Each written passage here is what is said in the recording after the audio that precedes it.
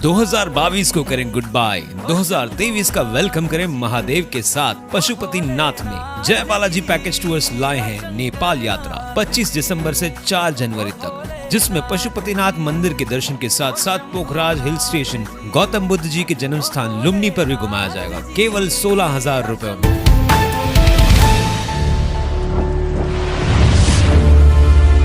Town दर्शन news, समाचार ही नहीं विचार भी।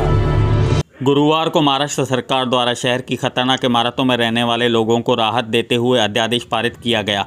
इसी के साथ ही पूर्व विधायक स्वर्गीय ज्योति कालानी की आत्मा को शांति मिली। स्वर्गीय ज्योति कालानी ने लगातार इस मुद्दे पर संघर्ष किया और उनकी मांग थी कि सही लोगों को इसका लाभ मिले। इसलिए जिन लोगों के नाम टैक्स पावती है और जो फ्लैट ओनर हैं उनको मालिकी हक मिले, यह मांग भी सरकार ने मान ली है। वहीं पूर्व महापौर पंचम ओमी कालानी के महापौर कार्यकाल में कई डेलीगेशन मंत्रालय इस मुद्दे पर गए थे।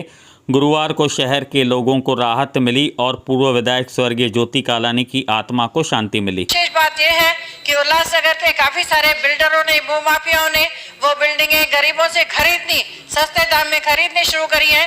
तो अगर आप कोई भी जो पॉलिसी हमको बना के देते हैं तो ये कंडीशन जरूर डालिए कि जो बिल्डिंग के फ्लैट ओनर हैं उनको बिठा करके बाकी बिल्डर को जो भी कमाना है वो कमाए। मेरा ये निवेदन है कि इसका निपटारा जल्द से जल्द हमको भी वो पॉलिसी दे दीजिए। स्वर्गीय भाभी ज्योति कालानी जी की ये इच्छा थी कि जिन लोगों के नाम पर टैक्स पावती है, जिनको जो पीड़ित हैं उनको अनुसूचित आनंद रीडेवलपमेंट में फ़ायदा मिले। तो उसको लेकर आपका क्या रुख रहेगा? आज देखिए, मुख्यमंत्री साहब ने जो अधिवेशन में बहुत बड़ी घोषणा और उल्लासनगर शहर को जो राहत मिली है, सचमुच में इस शहर के शिल्पकार आदरणीय पप्पू कलानी जी और उनकी धर्मपत्नी आमदार रहते वक्त ज्योति कालानी जी हर अधिवेशन में उल्लासनगर की आवाज़ उठाते आई थी और आज पूरा शहर ज्योति कालानी जी को याद कर रहा है। और उनकी यही मांग थी कि शहर में कुछ भी हो, शहर के हालात बहुत ख़राब है, धोखादायक इमारतें गिरते जा रही है, दूसरी तरफ लोग हमारे मृत्युमुखी पड़ रहे हैं। राज्य की सरकार को जगाने का काम किया। एक तरफ ज्योति कालानी जी जगा रहे थे तो दूसरी तरफ महापौर पंचम कालानी जी के अध्यक्षता में, महापौर पंचम कालानी जी जब थे, जब महानगर पालिका में हमने एक प्रस्ताव लाया और उस प्रस्ताव को पास करके राज्य की सरकार के पास भेजा और तत्कालीन मुख्यमंत्री आदरणीय देवेंद्र फडणवीस जी से भी हमने मांग की थी पंचम कालानी जी कि जल्द से जल्द शहर को राहत मिले। और आदरणीय तत्कालीन आमदार शहर के ज्योति कालानी जी कभी भी तत्कालीन सरकार को बता रहे थे कि शहर को राहत मिलने के लिए मृत्युमुखी परिवार को, परिजनों को मुआवजा मिलना चाहिए। और साथ ही साथ हमारे शहर के आमदार ने यह भी गुहार लगाई थी कि जो टैक्स पावती जिनके पास है बिल्डिंगों में, वो टैक्स पावती पर जिनकी मालकाना हक जो है उन टैक्स पावती धारकों को मिलना चाहिए, जो बिल्डिंग के बिल्डरों को नहीं, भूमाफियाओं को फ़ायदा नहीं मिलना चाहिए। शहर में सक्रिय भूमाफिया है जो धोखादायक इमारतों को जो प्लान करके शहरवासी निकलते जा रहे हैं शहर को, ये शहर को फिर से बसाने के लिए महत्वपूर्ण भूमिका ज्योति कालानी ने अधिवेशन में उठाई थी। पंचम कालानी एक तरफ महानगर पालिका में आवाज़ उठा रही थी, दूसरी तरफ ज्योति कालानी जी ने उठाई थी। आज पूरा शहर आदरणीय ज्योति कालानी जी को याद कर रहा है। आज ज्योति कालानी जी हमारे बीच में नहीं है पर उनकी आवाज़ आपकी सरकार आदरणीय एकनाथ शिंदे साहब ने वो आज यहाँ पर घोषणा की और एकनाथ शिंदे साहब की इस घोषणा को मैं कालानी परिवार की तरफ से आदरणीय मुख्यमंत्री साहब और खासदार साहब का मैं तहे दिल से कालानी परिवार की तरफ से अभिनंदन करूंगा। आदरणीय पंचम कालानी जी की तरफ से, आदरणीय उल्लासनगर के शिल्पकार महानायक पप्पू कालानी जी की तरफ से और ओमी कालानी जी की तरफ से मैं तहे दिल से आदरणीय मुख्यमंत्री साहब और खासदार साहब का मैं तहे दिल से धन्यवाद करूँगा। आज जो महाराष्ट्र सरकार जो सीएम एकनाथ शिंदे साहब जी ने अनाउंस किया है उल्लासनगर के लिए FSI का, मैं उल्लासनगर वासियों को रिक्वेस्ट करूँगा कि अभी आगे आके अपने इसका बेनिफिट लेवे और थैंक्स टू सीएम। आज हमारे माननीय मुख्यमंत्री साहब ने जो उल्लासनगर की धोखादायक बिल्डिंगों के लिए जो आदेश दिया, हम उल्लासनगर ट्रेड एसोसिएशन की तरफ से बहुत उनको बधाइयाँ देते हैं कि थोड़ा लेट हुआ लेकिन उन्होंने ये अध्यादेश आज लाया। हम लोग एक अपील करना चाहेंगे, जो भी उल्लासनगर में राजनीतिक दल हैं, यहाँ जो आर्किटेक्ट्स हैं, यहाँ जो NGOs हैं जो ये धोखादायक बिल्डिंगों में काम करते आ रहे हैं, उनसे हम रिक्वेस्ट करेंगे कि राजनीति छोड़ के अभी जनता को उसका बरोबर से आप गाइडेंस दीजिए और उनको बरोबर से उसका फ़ायदा होना चाहिए। ऐसा चीज़ होनी चाहिए, नहीं कि अपनी पर्सनल राजनीति के चक्कर में या अपने पर्सनल प्रॉफिट के चक्कर में जनता वहाँ पे सफ़र करे। आज जो महाराष्ट्र सरकार का फैसला आया है उस पर भाजपा का कहना है कि काफ़ी खुशी की बात है और जाहिर सत्कार होना चाहिए, दिवाली जैसा माहौल करना चाहिए, क्या कहना चाहेंगे? देखिए, पिछले 12 साल से 60 से अधिक इमारतें उल्लासनगर शहर में गिरी है। किसके स्लैब गिरे है, किसकी दीवार गिरी है, किसका कुछ गिरा है, और महानगर पालिका ने उन्हें खाली करा के या तो तोड़ी दी है या उनको सील करके रखा है, यानी खाली करवाई गई है।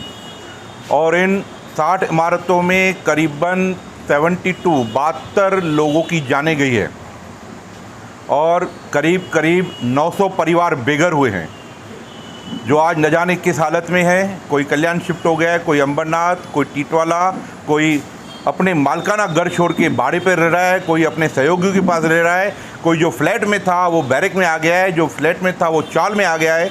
आज ऐसी परिस्थिति है। अगर भारतीय जनता पार्टी इन मरे हुए 72 लोगों पर और 900 बेघर परिवारों के जो देर हुई है ये आदेश आने में, अगर वो दिवाली साजरा करना चाहती है, वो खुशियां मनाना चाहती है, तो ऐसी खुशी उनको मुबारक। आज शहर के लिए हमारे माननीय तत्कालीन मुख्यमंत्री,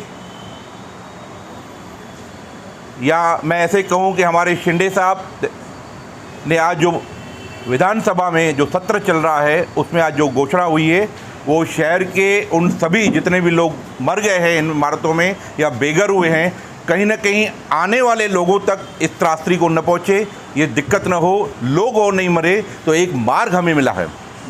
आपकी जानकारी के लिए बता दूं, हमारी पूर्व आमदार स्वर्गीय श्रीमती ज्योति कालानी ने अपने पूरे 5 वर्ष में ऐसा कोई सत्र नहीं था, चाहे वो नागपुर अधिवेशन हो, चाहे वो मानसून सत्र हो या बजट अधिवेशन हो, उन्होंने जब जब उल्लासनगर के लिए आवाज़ बुलंद की है, उनमें धोखादायक इमारतों के लिए उन्होंने पूरी तरह से पुरजोर आवाज़ बुलंद की है और बाहें फैलाकर, हाथ उठाकर, चाहे उस वक्त की सरकार भारतीय जनता पार्टी शिवसेना की सरकार हो या महाविकास की सरकार में पंचम ओमी कालानी जी जब महापौर हो, तो इन दोनों ने, कालानी परिवार ने, मैं कहूँ कि इस शहर के लिए हाथ उठाकर सरकार से गुहारें लगाई है, भीख मांगी है, जोलियाँ फैलाई है कि हमारे शहर को लाशों का शहर बनने न दें, इसे फिर से उजड़ने मत दें।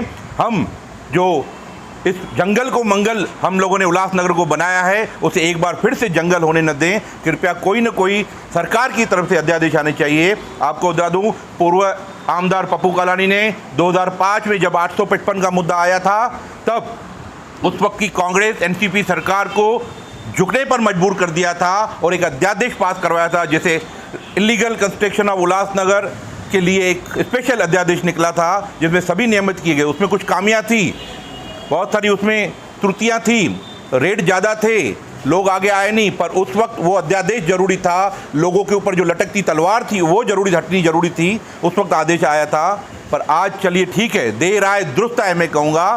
आज हमारे मुख्यमंत्री श्री एकनाथ शिंदे जी ने इस सत्र में ये ऐलान किया है कि उल्लासनगर के लिए एक्स्ट्रा एफएसआई, उल्लासनगर के लिए जो भी मालकाना हक है, अवैध जो इलीगल कंस्ट्रक्शन है या धोखाधड़ी इमारतें हैं, उनके लिए हम घोषणा करते हैं और जल्दी वो ऑर्डर आएगा। ऑर्डर की कॉपी आने के बाद उसमें क्या और क्लैरिफिकेशन है उसकी जानकारी होगी। पर ज्योति कालानी ने अपने आखिरी सत्र में 12 अगस्त 2017 का वीडियो आप सभी मीडिया के पास अवेलेबल है, हम सबके पास, पूरे शहर ने देखा है किस प्रकार से विधानसभा में एक शेरनी की तरह रुक के उन्होंने मांग की थी उल्लासनगर के इन धोखादायक इमारतों के लिए, जो लोग मर रहे हैं, लोग बेघर रहे हैं, उनके लिए।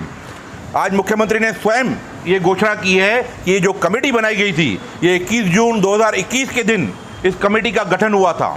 तो 21 जून 2021 के दिन कौन सी सरकार थी? महाराष्ट्र में महाविकास आघाड़ी की सरकार थी, एनसीपी, कांग्रेस और शिवसेना की सरकार थी। इस सरकार ने उससे पूरी तरह से गंभीरता से लिया और एक कमेटी गठित हुई 12 साल के बाद, और उस कमेटी ने अपना पूरा यहाँ के लोगों से मिलकर, यहाँ के उस वक्त के नेताओं से मिलकर, यहाँ के जो वास्तु विशारद से, आर्किटेक्ट से, इंजीनियर से, उनसे मिलकर एक मसौदा तैयार किया था शहर हित के लिए। उसमें बहुत सारे सुझाव हमारी उस वक्त की महापौर पंचम ओमी कालानी ने दिए थे। ओमी कालानी ने वास्तु विशारद उनके साथ बैठ के बहुत बड़ा एक अच्छा मसूदा बना के दिया था। और आज मुख्यमंत्री ने ये भी घोषणा की कि उनकी मान्यता, वो जो कमेटी ने जो 21 जून 2021 के दिन कमेटी बनी थी, उसकी जो मान्यता दी गई है वो 31 मार्च 2022 के दिन दी गई है। तो मैं जानना चाहूँगा कि 31 मार्च 2022 को कौन सी सरकार थी? उस वक्त भी महाराष्ट्र में महाविकास आघाड़ी की सरकार थी, यानी कांग्रेस, एनसीपी और शिवसेना की सरकार थी। यानी पिछली सरकार ने अपना पूरा काम कर दिया था, मात्र ऐलान बाकी था। मैं धन्यवाद एकनाथ शिंदे जी को जो आज मुख्यमंत्री है, बिल्कुल उनको करूँगा, क्योंकि उस वक्त वो नगर विकास मंत्री थे, वो शहर के इस महाराष्ट्र थाना के पालक मंत्री भी थे। उन्होंने पूरी तरह से कार्यरत रहकर, पूरी तरह से जब हम गए, हमने उनको गुहार लगाई। उन्होंने कहा कि हम बना रहे हैं, आपके अहवाल आ चुके हैं, कमेटी ने रिकमेंड किया है, उसको पूरी तरह से कर रहे हैं। हम अपने खासदार का भी धन्यवाद करते हैं यहाँ पर कि उन्होंने भी पूरी मेहनत की है। पर मैं यहाँ पे भाजपा के लोगों को जो आज ढोल पीट रहे हैं, जो आज नगारे बजा रहे हैं, जो आज बड़ी बातें कर रहे हैं, उनको बताना चाहूँगा कि आपके कार्यकाल में भाजपा सरकार में ये कोई भी इस तरह की कमेटी नहीं बनी है, ये कोई भी इस तरह की कमेटी की घोषणा नहीं हुई है। और कमेटी का अहवाल जो आज मुख्यमंत्री ने आज खुद तारीखें डिक्लेयर की है, तभी हुआ है। तो महाविकास आघाड़ी के किए हुए शहर के काम को, उल्लासनगर के लिए स्पेशल पैकेज को आज पूरी तरह से घोषणा आज के मुख्यमंत्री ने की है। मैं फिर भी उनका तहे दिल से धन्यवाद करता हूं और चाहता हूं कि जल्द से जल्द ये उल्लासनगर शहर के लिए अध्यादेश आ जाए, ये प्रिंट आउट आ जाए और पूरी तरह से स्टडी करके जो लोग यहाँ से उल्लासनगर छोड़ के गए हैं, हम उनको फिर से उल्लासनगर लाएं। जो लोग बेघर हैं उनको घर दे पाएँ, जो लोग मजबूर हो चुके हैं, कुछ नगर सेवकों द्वारा, कुछ भूमाफियाओं द्वारा, कुछ शहर के राजनेताओं द्वारा, और विशेष बहुत एक पार्टी के लोग हैं जो 800 रुपया, 600 रुपया, 1000 रुपया स्क्वायर फुट फ्लैट खरीद कर रहे हैं और लोगों को गुमराह कर रहे हैं, लोगों को दबा रहे हैं। उन पर अंकुश लगेगा, उन पर ये लगाम लगेगी और उनकी जो ये मौत का सौदा कर रहे थे, उन पर कहीं ना कहीं रोकथाम होगी। धन्यवाद करना चाहूँगा मुख्यमंत्री का और हमारे खासदार का, और उस वक्त की हमारी स्वर्गीय भाभी ज्योति कालानी जी आमदार का, और पूर्व महापौर पंचम ओमी कालानी जी का, जिन्होंने समय रहते हुए ये मांग की, आज उसको अमली जामा पहनाया हुआ है। सबसे पहले एक दुखद घटना घटी कि गोल मैदान परिसर में कोमल पार्क नामक इमारत गिरी। वहाँ पे एक स्लैब गिरा, बिल्डिंग का कुछ हिस्सा गिरा, और उस दुर्घटना में एक कामगार मजदूर की मृत्यु हो गई। तो ये बड़े दुख की घटना है।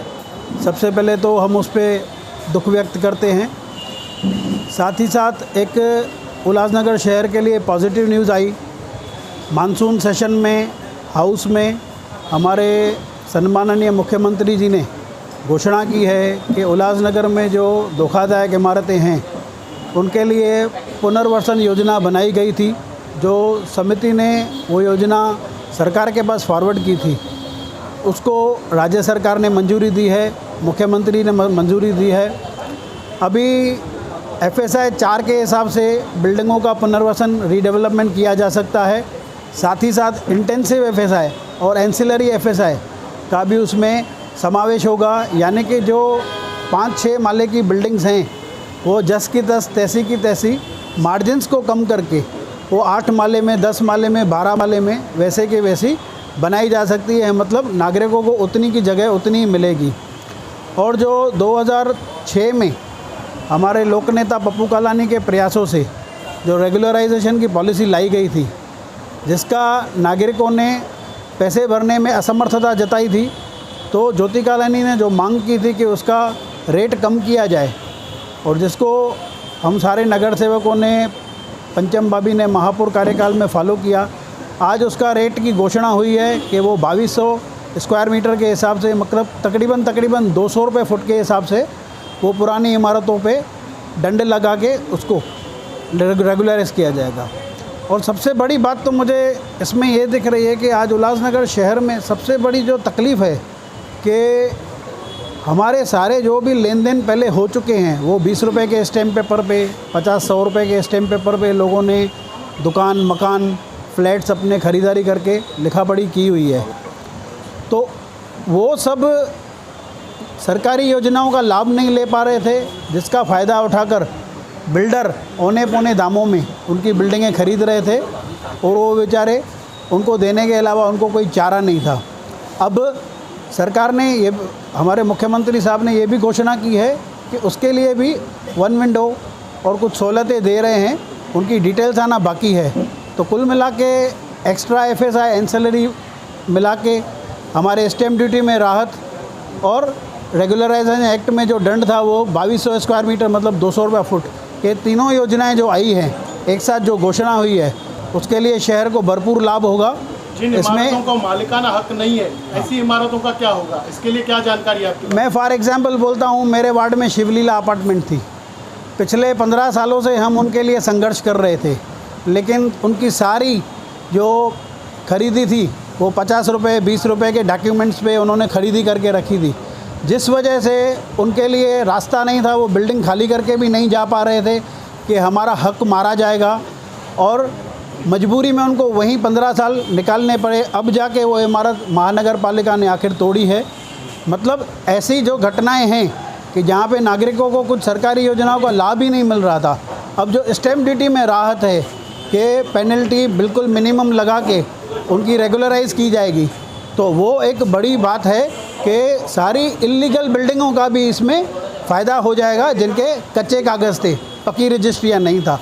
तो मैं मुख्यमंत्री साहब का धन्यवाद करूंगा और कालानी परिवार का भी धन्यवाद करूंगा कि उन्होंने पिछले 15 सालों से जो जंग रखी, कभी भाभी ज्योति कालानी ने हाउस में, कभी पप्पू कालानी ने सड़कों पे, कभी पंचम भाभी ने महापौर रहते हुए मंत्रालय में प्रयास किया, तो अलग अलग स्तरों पे प्रयास किया। आज सम्माननीय मुख्यमंत्री ने वो सब लाभ शहर को मिल रहा है और घोषणा की है। मैं सारे शहर को बधाई देता हूं और आशा करता हूं कि जल्दी इस बारे में GR आ जाएगा, कागज़ों पे बात हो जाएगी तो ज़्यादा क्लियर हो जाएगा। धन्यवाद। आपके शादी ब्याह और हर एक गेट टुगेदर के लिए सबसे बेहतरीन वेन्यू टाउन हॉल, उल्लासनगर के बीचों बीच स्थित लैविश हॉल, जहां आप शादी ब्याह, ring ceremony, birthday parties, anniversary या फिर किसी भी गेट टुगेदर को मना सकते हो। टाउन हॉल जहां 100 से लेकर 500 तक की कैपेसिटी के लिए बैंक्वेट हॉल्स अवेलेबल हैं। Town hall 7303 000005।